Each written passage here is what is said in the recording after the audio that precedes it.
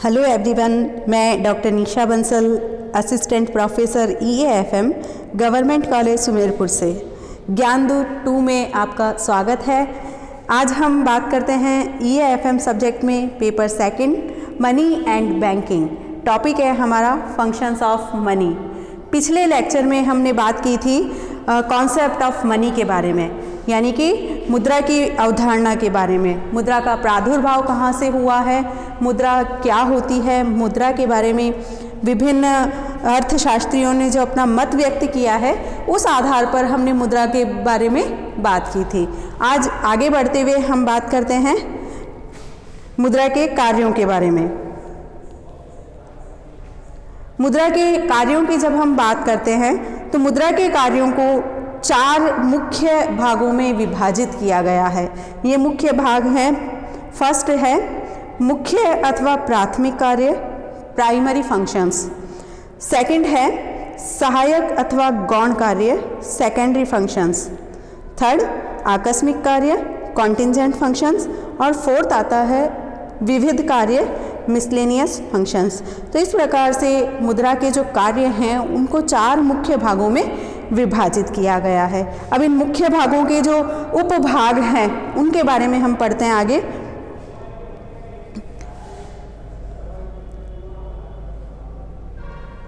First भाग आता है मुख्य अथवा प्राथमिक कार्य, प्राइमरी फंक्शंस। इसके अंतर्गत आते हैं विनिमय का माध्यम और मूल्य का मापक। इसमें देखते हैं विनिमय का माध्यम क्या है।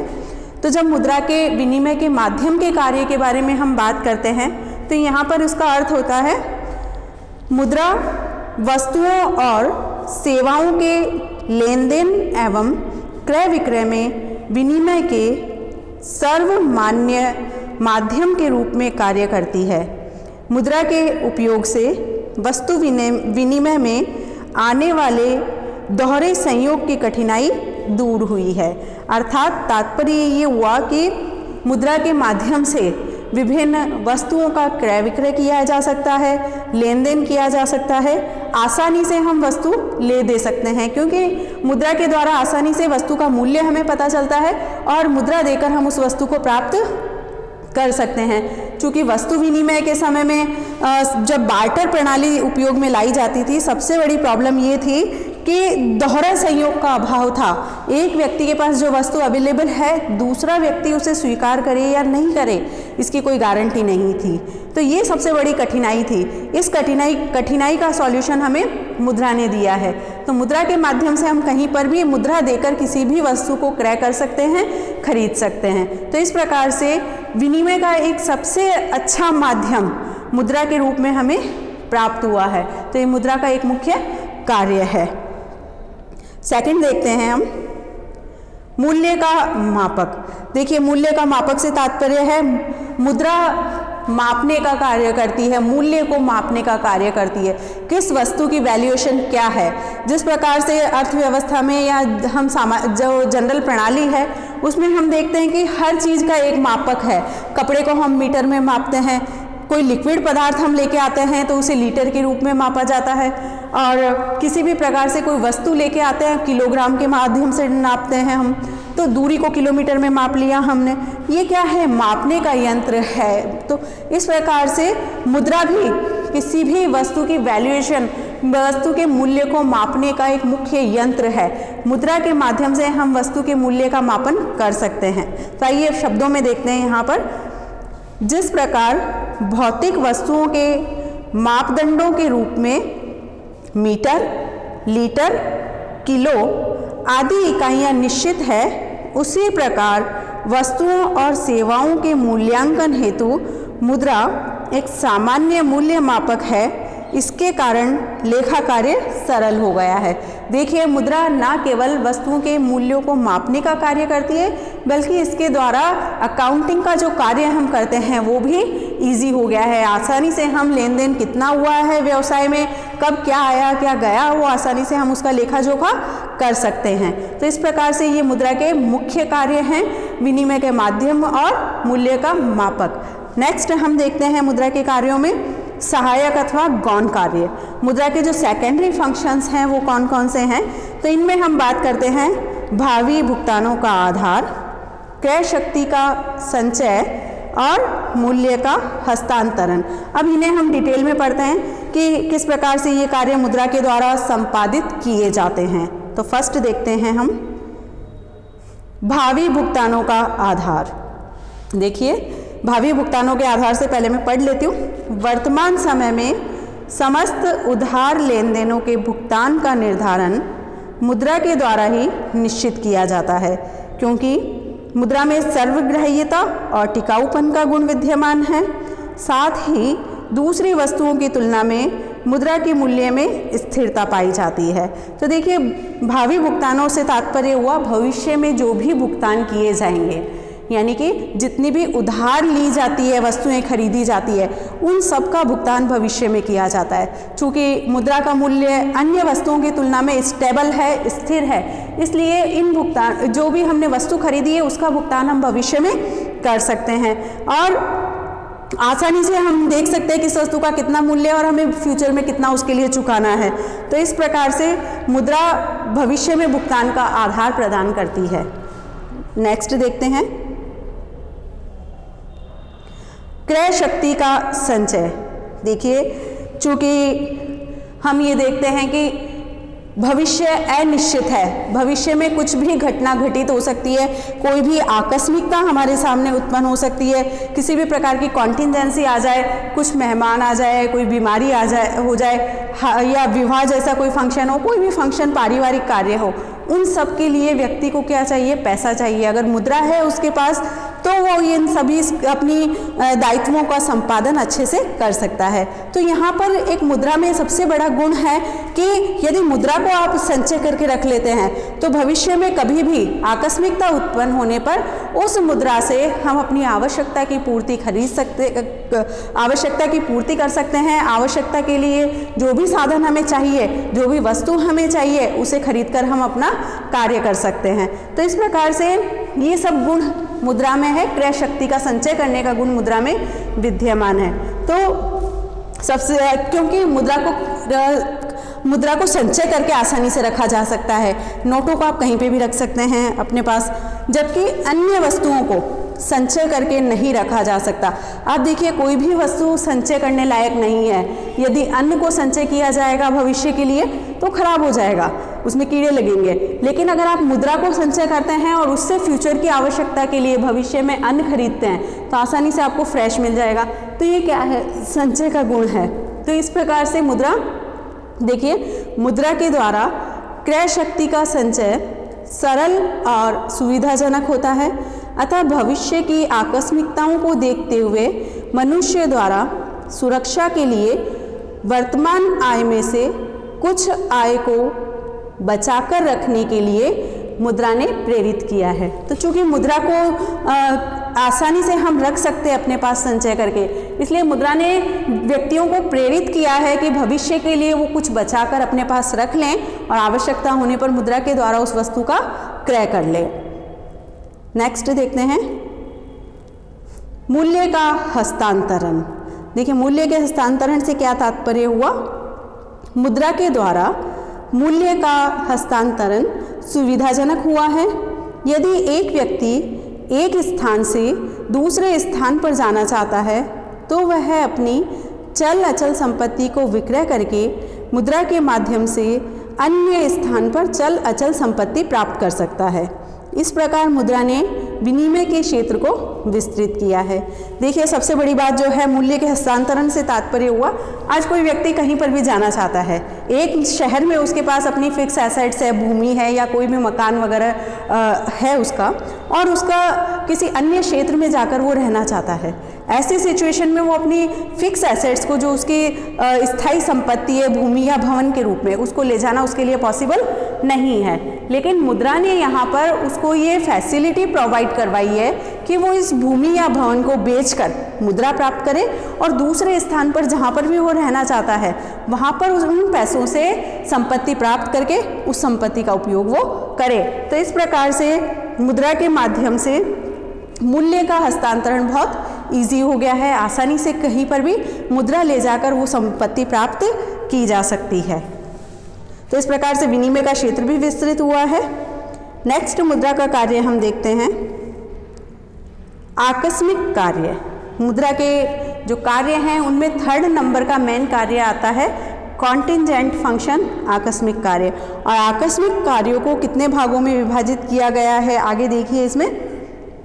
सामाजिक आय का वितरण, डिस्ट्रीब्यूशन ऑफ सोशल इनकम, अधिकतम संतुष्टि एवं अधिकतम उत्पादन का आधार, basis of maximum satisfaction and maximum production. Next है पूंजी की तरलता एवं उत्पादकता, liquidity and productivity of capital. आइए इन कार्यों को डिटेल में हम देखते हैं। फर्स्ट है सामाजिक आय का वितरण, डिस्ट्रीब्यूशन ऑफ सोशल इनकम। देखिए मैं इसमें पढ़ देती हूँ फिर बता देती हूँ आपको। मुद्रा के द्वारा राष्ट्रीय आय की गणना की जाती है और मुद्रा के द्वारा ही उत्पत्ति के विभिन्न साधनों भूमि, श्रम, पूंजी, प्रबंध एवं साहस का मूल्य निर्धारण किया जाता है। तो यहाँ पर देखिए जो मुद्रा के कार्यों में मुद्रा के कार्यों में मुख्य कार्य है सामाजिक आय का वितरण करना। यहाँ पर चूँकि आर्थिक विकास जब भी होता है किसी देश का तो उसे बड़े पैमाने पर उत्पादन करना पड़ेगा और उत्पादन कार्य के लिए विभिन्न उत्पादन के साधनों का उपयोग किया जाएगा। उत्पादन के जो मुख्य साधन हैं भूमि, पूंजी, श्रम, संगठन और साहस। अब किस साधन ने उत्पादन में कितना योगदान दिया उतना ही उसे रिटर्न मिलेगा, प्रतिफल प्राप्त होगा। तो उनके योगदान को मुद्रा के रूप में मापा जा सकता है और मुद्रा के रूप में उन्हें प्रतिफल प्रदान किया जा सकता है। तो राष्ट्रीय आय की गणना हम मुद्रा के रूप में कर सकते हैं। किस साधन को उनके कार्य के बदले में कितना प्रतिफल प्राप्त होगा, इन सब का निर्धारण मुद्रा के माध्यम से आसानी से सरलता पूर्वक किया जा सकता है। तो प्रत्येक साधन को उसकी सीमांत उपयोगिता के बराबर जो भी रिटर्न है वो उसको मुद्रा के रूप में प्राप्त हो जाता है। नेक्स्ट देखिए अधिकतम संतुष्टि एवं अधिकतम उत्पादन का आधार, basis of maximum satisfaction and maximum production. देखिए उपभोग और उत्पादन दोनों ही क्षेत्रों में प्रतिस्थापन सिद्धांत के आधार पर मुद्रा द्वारा साधनों का अधिकतम उपयोग संभव होता है। यहाँ पर आप देखिए कि एक उपभोक्ता मुद्रा के माध्यम से ये ज्ञात कर सकता है कि किस साधन से, किस वस्तु के उपभोग से उसे कितनी उपयोगिता प्राप्त होगी और सम सीमांत उपयोगिता नियम के आधार पर वो अपनी संतुष्टि को अधिकतम कर सकता है। ये ऐसे ही उत्पादक की बात करें तो उत्पादक भी यहाँ पर ये देखता है कि किस साधन से उसे कितनी उपयोगिता प्राप्त होगी और कम उपयोगी साधन के स्थान पर वो अधिक उपयोगी साधन को लगाने का प्रयत्न करता है जिससे उसे अधिकतम उत्पादन प्राप्त हो सके।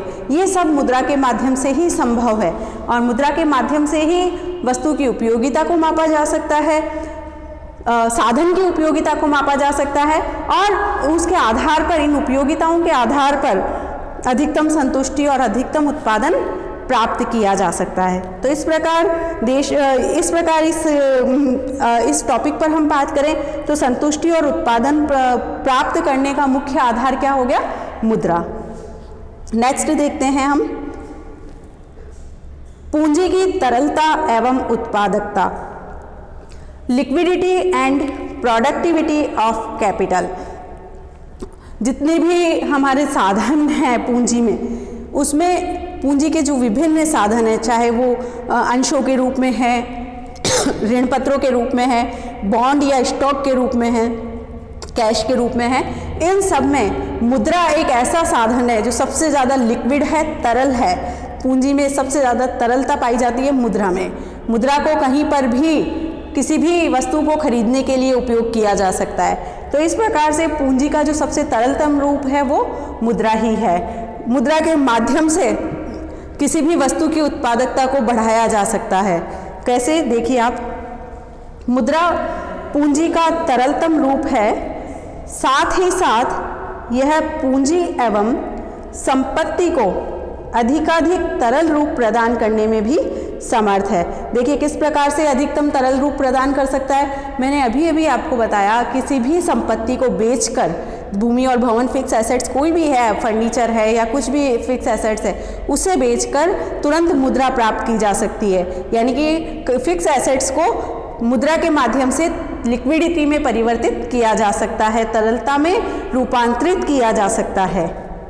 कभी भी संपत्ति को बेचकर मुद्रा के रूप में परिवर्तित किया जा सकता है और उसे कम उत्पादक कार्य से निकालकर अधिक उत्पादक कार्य में लगाया जा सकता है। देखिए हमारे देश में आपने देखा होगा, जो बचतें की जाती है वो अनुत्पादक बचतों के रूप में सामने आती है। या तो अनुत्पादक वस्तुओं से तात्पर्य हुआ, या तो उन्हें भूमि और भवन के रूप में इन्वेस्ट कर दिया जाता है, या व्यक्ति गोल्ड और सिल्वर में इन्वेस्ट करता है, ऑर्नामेंट के रूप में निवेश कर दिया। तो यहाँ पर ये जो पैसा ब्लॉक हो जाता है वो किसी भी प्रकार के उत्पादन कार्य में उपयोग नहीं आता। लेकिन मुद्रा के माध्यम से ये जो भी संपत्ति थी, चाहे वो फिक्स एसेट्स है या ज्वेलरी के रूप में पड़ी है, गोल्ड और सिल्वर के रूप में पड़ी है, उसे बेचकर उस मुद्रा को किसी भी उद्योग में, किसी भी व्यवसाय में लगाकर उत्पादकता प्रदान की जा सकती है। तो ये उत्पादकता प्रदान करने का गुण मुख्य रूप से मुद्रा में पाया जाता है। चूँकि फिक्स एसेट्स को लिक्विड में बदलकर, कन्वर्ट करके और उसे किसी भी उत्पादन कार्य में लगाने की क्षमता केवल और केवल मुद्रा में ही विद्यमान है, मुद्रा में ही पाई जाती है। तो पूंजी का सर्वाधिक तरल रूप है और इस पूंजी को उत्पादकता प्रदान करने का गुण भी मुद्रा में विद्यमान है। नेक्स्ट देखते हैं हम विविध कार्य। आकस्मिक कार्यों के बाद हम आते हैं मुद्रा के विविध कार्यों पर, मिसलेनियस फंक्शंस पर। सबसे पहले कार्य आता है इसमें निर्णय का वाहक, और पहले पढ़ देती हूँ मैं आपको। निर्णय का वाहक, बियरर ऑफ ऑप्शंस, यानी कि मुद्रा, जिसके पास मुद्रा है उस व्यक्ति को निर्णय करने की स्वतंत्रता है। उपभोक्ता के पास मुद्रा है, वो वस्तु खरीदने के लिए स्वतंत्र है, क्या निर्णय लेगा डिसीजन उसका होगा। चूँकि विक्रेता को उसका निर्णय मानना पड़ेगा क्योंकि उसके पास मुद्रा है। तो मुद्रा के माध्यम से अर्थव्यवस्था में उपभोक्ता हो या कोई भी वर्ग हो, वो अपने निर्णय लेने के लिए स्वतंत्रता प्राप्त कर लेता है। जिसके पास मुद्रा है वो स्वतंत्रता पूर्वक अपना डिसीजन ले सकता है किसी भी बारे में। उपभोक्ता वर्ग है, उपभोग के बारे में डिसीजन ले सकता है। उत्पादक वर्ग है, क्या उत्पादन करना है, कितना करना है, किस प्रकार से करना है, ये सारे निर्णय, किस प्रकार से उसका वितरण किया जाएगा, कौन से क्षेत्रों में वितरण किया जाएगा, ये सारे निर्णय मुद्रा पर निर्भर करते हैं।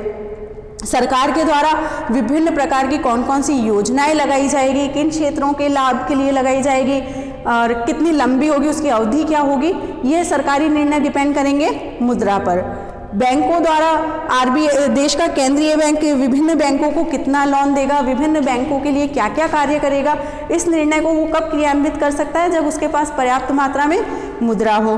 अर्थव्यवस्था में मुद्रा की पूर्ति कितनी है, तो इस प्रकार से ये सारे निर्णय मुद्रा के ऊपर निर्भर करते हैं। तो कोई भी क्षेत्र हो अर्थव्यवस्था का, सभी के निर्णय मुख्य रूप से मुद्रा पर ही निर्भर है। नेक्स्ट देखिए, आर्थिक विकास का आधार, बेसिस ऑफ इकोनॉमिक डेवलपमेंट। अर्थव्यवस्था का विकास मुख्य रूप से किस पर निर्भर है, मुद्रा पर। किसी भी देश का विकास मुद्रा पर निर्भर है। यदि देश के पास पर्याप्त मात्रा में मुद्रा है तो वो अपने प्राकृतिक संसाधनों का और अन्य संसाधनों का अच्छे से उपयोग कर सकता है, मानवीय संसाधनों का पूर्ण रूप से उपयोग किया जा सकता है। और जब इन संसाधनों का पूर्ण रूप से उपयोग किया जाएगा, ज़्यादा से ज़्यादा उद्योग स्थापित होंगे। उद्योग स्थापित होने का इफेक्ट होगा, लोगों को रोजगार मिलेगा, और रोजगार जब मिलेगा देश का आर्थिक विकास होगा। तो इस प्रकार से देश का आर्थिक विकास मुख्य रूप से मुद्रा पर ही निर्भर है। जिस देश के पास जितनी अधिक मुद्रा है वो देश अपना उतना ही अधिक विकास कर सकता है। तो देश के आर्थिक विकास का मुख्य कार्य करना भी मुद्रा का एक मुख्य कार्य है। नेक्स्ट देखिए, मूल्य स्तर पर नियंत्रण, कंट्रोल ओवर प्राइस लेवल। देश में जो कीमत स्तर विद्यमान है मुद्रा के माध्यम से मुद्रा का एक मुख्य कार्य है उस कीमत स्तर को बनाए रखना, कीमत स्तर में बहुत अधिक उतार चढ़ाव नहीं होने देना। और ये सब कैसे पॉसिबल है? मुद्रा की मात्रा में कमी और वृद्धि करके इस कीमतों के उतार चढ़ाव को रोका जा सकता है। चूँकि आपने देखा मौद्रिक नीति, देश का केंद्रीय बैंक मौद्रिक नीति का संचालन करता है, मौद्रिक नीति का प्रतिपादन करता है, और केंद्रीय बैंक मुद्रा की मात्रा में कमी और वृद्धि करके अर्थव्यवस्था में जो एक्सेस मनी है या मुद्रा की जो कमी है उसको पूरा करके कीमत स्तर में कमी और वृद्धि कर सकता है, कीमत स्तर को स्थायी बनाए रख सकता है। जब भी कीमतों में वृद्धि होती है, केंद्रीय बैंक द्वारा अर्थव्यवस्था में से मुद्रा की अतिरिक्त पूर्ति को घटा दिया जाता है, बाहर ले लिया जाता है मौद्रिक उपायों के द्वारा, मौद्रिक टेक्निक्स के द्वारा, जिससे कीमत स्तर अपने पुनः पुराने स्तर पर आ जाता है, कीमतों में स्थायित्व उत्पन्न हो जाता है। तो इस प्रकार से मूल्य स्तर पर नियंत्रण करने का मुख्य कार्य भी मुद्रा के ऊपर निर्भर करता है। नेक्स्ट कार्य देखते हैं हम, रोजगार सृजन, जनरेशन ऑफ एम्प्लॉयमेंट। देखिए, आधुनिक अर्थव्यवस्थाओं में सरकार का मुख्य दायित्व है, सरकार का मुख्य उद्देश्य है रोजगार सृजन, अधिक से अधिक लोगों को रोजगार देना, बेरोजगारी की दर को बिल्कुल कम करना, ज़्यादा से ज़्यादा रोजगार जनरेट करना। और रोजगार सृजन किसके माध्यम से संभव है? मुद्रा के माध्यम से। किस प्रकार से? मैंने अभी अभी आपको बताया था कि मुद्रा यदि देश के पास उपलब्ध है तो उस मुद्रा के माध्यम से विभिन्न प्रकार से उत्पादन कार्य को प्रोत्साहित किया जाएगा, विभिन्न प्रकार के उद्योग धंधे लगाए जाएंगे, और जब विभिन्न प्रकार के उद्योग धंधे लगाए जाएंगे, कंपनियां लगाई जाएगी, उसका इफेक्ट होगा कि ज़्यादा से ज़्यादा लोगों को रोजगार मिलेगा। और जब लोगों को रोजगार मिलेगा, एक तरफ राष्ट्रीय आय बढ़ेगी, दूसरी तरफ लोगों की आय में भी वृद्धि होगी। तो इस प्रकार से जब आय वृद्धि होगी तो बचत और विनियोग में भी वृद्धि होगी, ये बचतें उपयोगी कार्यों में लगाई जाएगी और उससे फिर से उत्पादन कार्य चलेगा। तो इस प्रकार से मुद्रा के माध्यम से ये एक चक्र प्रवाहित हो जाता है अर्थव्यवस्था में, अर्थव्यवस्था को गति मिलती है, अर्थव्यवस्था के विकास को गति मिलती है और रोजगार जनरेट होने लगता है, रोजगार सृजित होने लगता है, ज़्यादा से ज़्यादा रोजगार के अवसर लोगों को उपलब्ध होने लगते हैं। तो इस प्रकार से ये मुद्रा के विविध कार्य हमने देखे। तो ये मुद्रा के कार्य हमारे यहीं समाप्त होते हैं। इसी के साथ आज का टॉपिक समाप्त करते हुए थैंक यू वेरी मच। मिलते हैं अगले टॉपिक के साथ, तब तक के लिए थैंक यू। कोविड का ध्यान रखें, आप अपनी सुरक्षा को सुनिश्चित करें, सरकार द्वारा दी गई गाइडलाइन का पूर्ण रूप से पालन करें, मास्क के बिना घर से नहीं निकलें और ज़रूरी होने पर ही आप घर से निकलें। Thank you very much.